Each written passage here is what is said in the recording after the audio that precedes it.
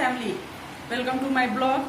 और आज हम लोग ब्लॉग बहुत ही लेट से शूट कर रहे हैं क्योंकि आज मैं पूरा दिन आराम की हूँ। मैं पूरा दिन सोई रही हूँ। जैसा कि आप लोग देखे, मैं कल बाहर चली गई थी और कल बहुत ही तेज धूप हो रहा था और आज बारिश हो रहा है, बहुत जोरों से बारिश हो चुकी है और हमारे सारे कपड़े भीग चुके हैं।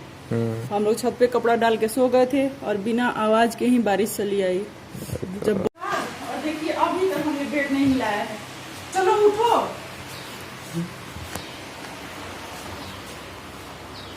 हटो जल्दी। तकिया तो छोड़ के जा भाई। तकिया पकड़ो। एक कहाँ गया तकिया? एक तकिया पीछे गिरा दी है इसने। बहुत बदमाश हो गई आजकल। ए तकिया चोरी करके कहाँ ले जा रही है? तेरा पास तकिया 10-10 हुए थे।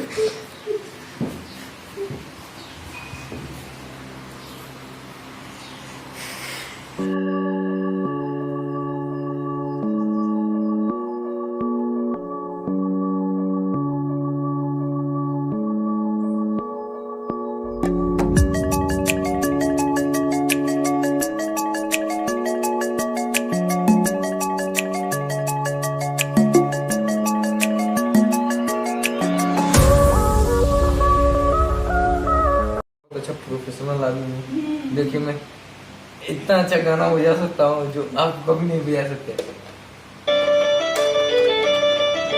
क्योंकि ये रिकॉर्डिंग बजा रहे हैं इसीलिए।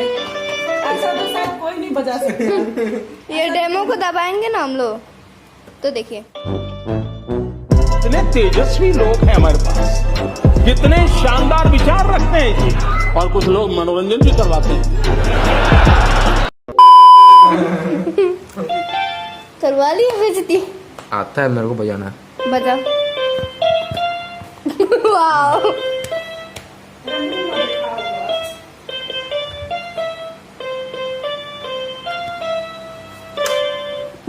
अगर किसी का बर्थडे है तो देख सकते हैं।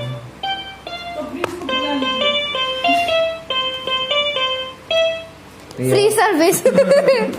अगर आप लोगों के घर में किसी का बर्थडे है तो आप लोग प्रिंस को बुला लेना, क्योंकि वो सिर्फ हैप्पी बर्थडे का धुन बजा सकते हैं। सिर्फ हैप्पी बर्थडे टू यू और उसके बाद से कुछ नहीं। कुछ नहीं, वो सीख लो परी से कुछ। चल ऊपर कुर्सी ले। ठीक है।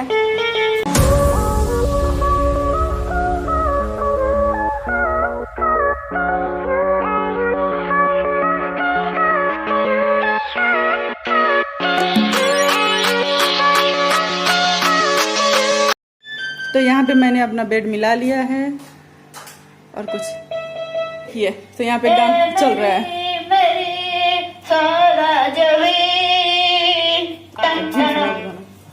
चल गा दो।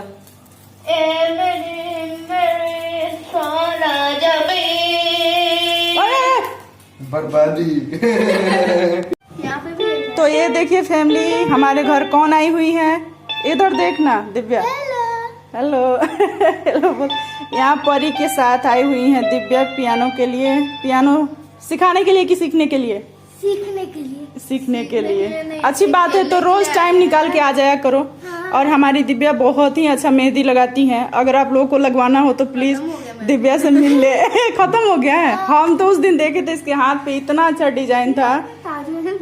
और मैं कभी कभी जाती हूँ दिव्या की मम्मी से मेहंदी लगवाने। तो जितने लोग देख रहे हो मेरे ब्लॉग को, तो हमारी सोनी मैम जो इनकी माँ है वो बहुत अच्छा मेहंदी लगाती हैं। तो आप लोग हमसे ज़रूर संपर्क करना।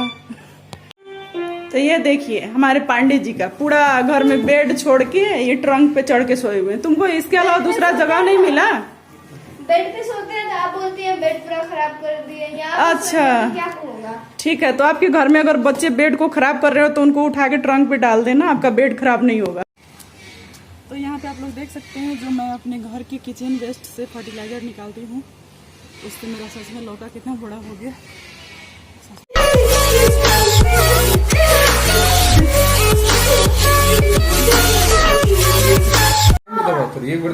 तो यहाँ पे खुल चुका है परी के डॉल हाउस का पिटारा और देखिए कितना सारा निकल चुका है उसमें से जरूरी सामान और साथ में बहुत सारे कचरे। और नीचे खेलने के बजाय बेड पर खेल के बेड का हालत कर दिया खराब। तो चलिए अपने बच्चों के साथ बैठ चुकी हूँ एक रियल स्टोरी सुनाने के लिए, जो कि घटना मेरे साथ ही हुआ है और वो हमारी लापरवाही के कारण ही हुआ था। तो बहुत ही हॉरर, और पता नहीं कि वो क्या था, मैं भी नहीं समझ पाई कि वो कोई आदमी था या कोई भूत था या क्या था। हम लोग कोई नहीं समझ पाए जिस तरह से कि हम लोग के साथ में हुआ।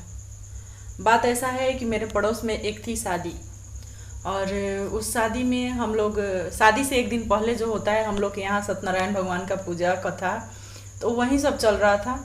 हम और हमारे परिवार के सारे लोग वहाँ पे गए थे। रस्म सारी चीज़ें हो गई, और उसके बाद हम लोग लड़की लोगों का छोटा सा डांस प्रोग्राम था। हम लोगों ने वहाँ पे डांस उन्स किया। उसके बाद मेरा बहुत ही रात हो गया, लेट हो गया, लगभग 11 साढ़े 11 बज गया। सारे लोग आके सो गए, हम लोग भी पीछे से आके सोए। पर हमें नहीं पता था कि हमारे घर का गेट लेट नाइट तक खुला रह गया था, देर तक खुला था। तो पता नहीं कोई आदमी मेरे घर में घुस गया था या फिर क्या था वो, या फिर कोई भूत या क्या था, मुझे वो चीज़ पता नहीं है। मैं आके अपने घर में सोई। सोने के बाद हम लोग का, मेरे रूम से सटा हुआ ही मेरे माँ बाबूजी का रूम है, वो लोग साथ में ही सोता है लोग, मतलब हम लोग के रूम के बगल में ही है। तो हम लोग सोए हुए थे रात को, मेरी आंख लग गई। लगने के बाद मुझे महसूस हुआ कि वो शादी दिसंबर में था, दिसंबर महीने में मुझे फील हुआ कि कोई मेरे पैर को छू रहा है। यानी कि मतलब मैं रजाई ओढ़ के सोई हुई थी, मेरा पूरा बॉडी गर्म था, लेकिन बाहर का जो हाथ, जो उसका ठंडा हाथ मेरे पैर पे टच हो रहा था। तो ऐसे छूने पे एकदम मेरा तो डर के मारे मेरा हाथ पांव फूल गया। मैं तो एकदम डर गई। डर के मैं रजाई से थोड़ा सा मुंह बाहर निकाल के देखी तो मुझे दिखा कि कोई आदमी पूरा कंबल ओढ़े हुए और हाथ में ऐसे लालटेन लिए हुए मेरे बेड के साइड में खड़ा है। देखते ही तो मेरा एकदम, मत पूछिए कि अगर आप लोग के साथ भी होता तो आप लोग का क्या हाल होता। मेरे मुंह से आवाज़ निकलना बंद हो गया। मैं पूरा रजाई खींच के अपने मुंह पे फेंकी, मेरा पैर और ज़्यादा नीचे दिखने लगा। मतलब मेरा पैर ऐसे बाहर उघार हो गया, खुला हो गया। तब तो फिर फील हो रहा है कि वो मेरे पैर को ऐसे टच कर रहा है, मेरे पैर को टच कर रहा है। मैं डर के मारे तो मैं मरी जा रही थी, मेरा एकदम बुरा हाल हो गया था, मैं पसीने पसीने हो गई थी। जैसे भी मैंने एकदम मतलब अपना साहस बटोरा और मैंने ज़ोर से अपने बाबूजी को बुलाया, मैंने ज़ोर से आवाज़ दिया। मेरे बाबूजी दौड़ के आ गए, बगल के ही रूम में सोता है लोग। दौड़ के आए, वो लोग आके मुझे पकड़ के पूछ रहे हैं लोग। वो लोग को लगा कि मैं कोई डरावना सपना देख ली हूँ। उस सपने के डर से मैं इतना ज़ोर से चिल्लाई हूँ। क्या हुआ, मेरे मुंह से आवाज़ नहीं निकल रहा था, मैं बोलूँ कि कोई यहाँ खड़ा था कि क्या था। मैं बार बार उधर देखूँ, कोई नहीं था। मेरे रूम में एकदम सन्नाटा, कुछ नहीं था। पर मैं थोड़ी देर बाद मैं देखी कि मैं जो टेबल, हम लोग के यहाँ उस समय लाइट बहुत ज़्यादा कटता था। लाइट तो था हम लोग के यहाँ, तब तक बिजली आ गई थी, लेकिन आप लोग को पता है कि लाइट का स्थिति पहले ठीक नहीं था, बहुत ज़्यादा कटता था। तो हम लोग लालटेन जला कर उसको कम करके रखते थे कि रात को अगर ज़रूरी हो तो उसे तेज़ करें और तब बाहर निकले। तब मैंने देखा कि जिस टेबल पे हम लोग, बेड से सटा हुआ ही टेबल था जिस पे हम लोग बैठ के पढ़ते थे, वो लालटेन टेबल, हम लोग टेबल के ऊपर लालटेन रखते थे, वो लालटेन टेबल के नीचे था। मैं बोलूं कि मैं वो टेबल पे रख के सोई थी, पर उन लोगों को लगा कि मैं बहुत ज़्यादा डर जाऊंगी और फिर मैं अकेले सो नहीं पाऊंगी, इसीलिए उन लोगों ने मुझे समझाया कि कुछ नहीं था, मैं डर गई थी, मैं सपना देख ली थी। पर एक्चुअली वो सपना नहीं था, वो कोई ना कोई मेरे घर में आया था। तो रात को आप जब भी सोएं तो अपना पूरा घर चेक कर लें, अपना गेट सब लगाने से पहले कि आपके घर में कोई घुसा है तो नहीं। तब से ही मुझे ऐसा हो गया कि मैं जब भी सोने जाती हूँ मैं अपने घर का पूरा गेट लगा के सोती हूँ।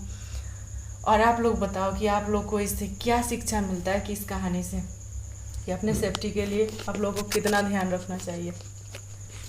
हम लोग को पूरा गेट लगा के चेक करके सोना चाहिए, पूरा घर चेक करना चाहिए कि कोई है अंदर घुस चुका है कि नहीं, और गेट लगा के रहना चाहिए।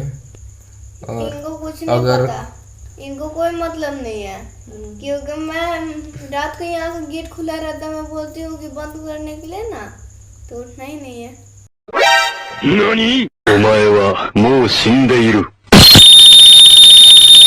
अबे पढ़ाई लिखाई में ध्यान लगाओ, IAS बनो और देश को संभालो, लेकिन नहीं। तो यहाँ पे हम लोग अपने ब्लॉग को करते हैं एंड, और आप लोग से रिक्वेस्ट है कि जो हमारे चैनल पर नए हैं वो हमारे चैनल को सब्सक्राइब करें, और जो पुराने हैं वो हमारे चैनल को लाइक करें। तो ऐसे ही मज़ेदार किस्से, कहानियों और कॉमेडी रेसिपी के साथ हमारे ब्लॉग में आप लोगों को रोज़ नया नया चीज़ देखने को मिलेगा।